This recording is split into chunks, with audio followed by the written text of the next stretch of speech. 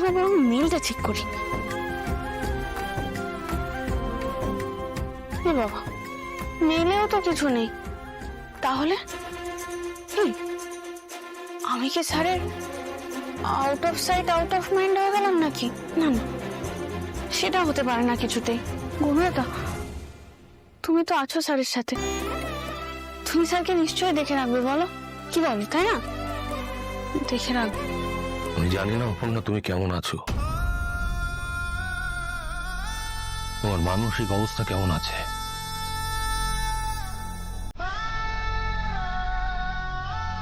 তোমাকে যিনি দেখে রাখেন তাকে তো তুমি আমার কাছে পাঠিয়ে দিয়েছো, এখন তোমাকে কে দেখে রাখছে?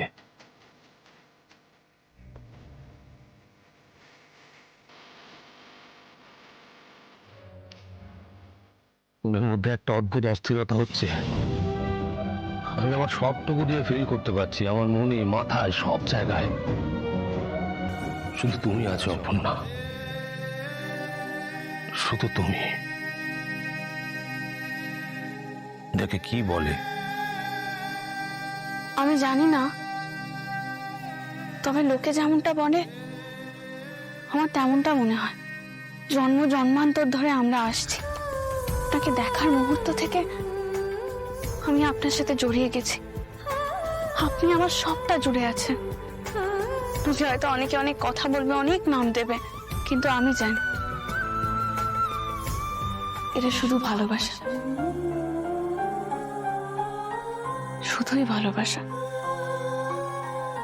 আমি এতটুকু জানি, আমি তোমাকে ভালোবেসে ফেলেছি, আমি তোমাকে ভালোবাসি। আর আমার বিশ্বাস আমাদের দেখা হবে, আর কোনো কিছুই আমাদের আলাদা করে রাখতে পারবে না। আমার সাথে আপনার দেখা হোক স্যার, আমি যে আপনাকে চোখে হারাচ্ছি। কে? অনু দাদা? কেউ পারবে?